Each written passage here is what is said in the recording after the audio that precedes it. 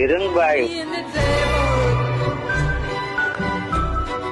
அந்த இளவட்ட கல்லு தூக்குவாங்க சார், அந்த ஊர்ல போட்டி அது. ஆனா வந்து இவர் ஒருத்தர் தான் தூக்குனாரு.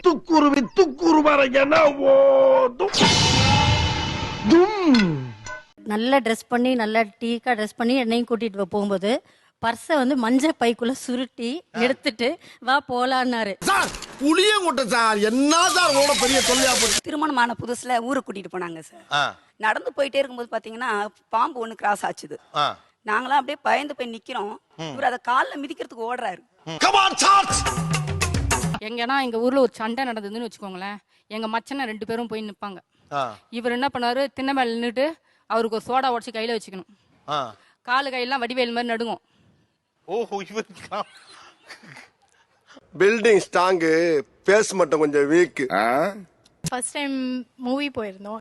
ஸோ அங்கே போனப்போ சும்மா சாதாரணம் பேசிட்டு இருந்தோம். ஒரு சின்ன மிஸ் அண்டர்ஸ்டாண்டிங்.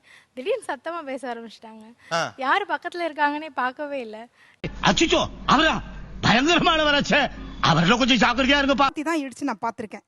திடீர்னு இவர் போயிட்டு என்ன பண்ணினாரு, உலக்கைய புடுங்கி கூட நான் குத்துறேன்ட்டு இவர் குத்துறார். அதிர்ச்சியா கொஞ்ச நேரம் அப்படியே நின்னுட்டேன் நான். பெண்கள் செய்யற வேலை நினைச்சிட்டு அவரை செஞ்சிருக்காங்க.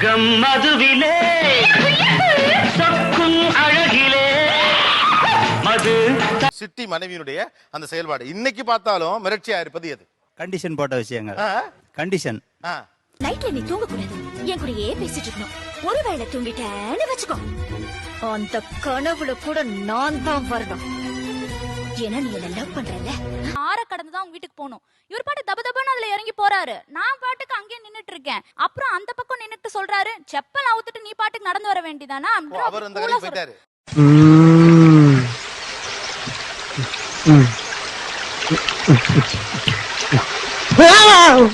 நான் வந்து கிராமத்துல வளர்ந்ததுனால அந்த இங்கிலீஷ் பார்த்து கொஞ்சம் பயந்துருக்கேன். கொஞ்ச நாள் கழிச்சு பிரமிப்பா இருந்துச்சு உங்களுக்கு. Excuse me, can you tell me what time the play is going to start? Yes, thank you. Morning காலைல எழுந்து வரும்போது ஒரு ஜீன்ஸ் அண்ட் டிஷர்ட் போட்டு தாலி எடுத்து வெளில விட்டு வந்தாங்க. அந்த விஷயம் வந்து ரொம்ப ஆச்சரியமா இருந்துச்சு. நம்ம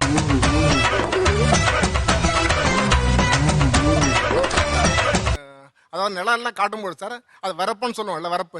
இது பேர் தான் வரப்பு. அப்புறம் வந்து சுவிட்ச்ல கைய வச்சிட்டு மணிக்கட்ட வெட்டி போடுவேன். ஊர்ல சந்தைக்கு போயிருந்தேன். சந்தைனா மார்க்கெட்னு சொல்லுவாங்க இங்க. அப்ப எல்லாம் நான் பைக்ல சந்தைனா மார்க்கெட்னு எங்களுக்கு தெரியும் சார். லிங்கி மடிச்சு கட்டிட்டு ஹைட்டா கட்டிட்டு வயல்ல வேலை செய்யும் பொழுது என்னங்க இப்படியே லுங்கி அசிங்கமா கட்டுறீங்க. அசிங்கமா இருக்குதுன்னு அவங்களுக்கு அசிங்கமா இருக்காது.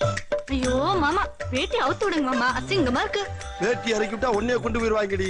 8 மணி வரைக்கும் தூங்குறாங்க சார். 8 மணிக்கு வரைக்கும் தூங்குனது ஆச்சரியமா இருக்கு. இது ஆகாத. எருமை படுத்தா 11 மணி வரைக்கும் வாயை பேனு வச்சு தூங்குறத. பெண் பார்க்க வராங்க, நமக்குன்னு உரிய ஒரு அவருன்னு நினைச்சிட்டு இருக்கும்போது இவர் என்ன பண்ணாருனாக்கா, எங்க வீட்டுக்கே வந்து வரும்போது பாத்தீங்கன்னா அவ்வளவு ஒரு அழுக்கா வந்தார். டியூட்டில இருந்து டைரக்டா வராராம்.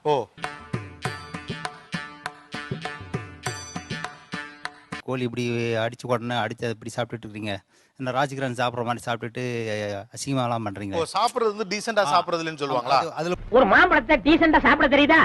தெரிஞ்சவங்க மூலமா ஒரு கிஃப்டும் ஒரு லெட்டரும் கொடுத்து விட்டுருந்தாங்க.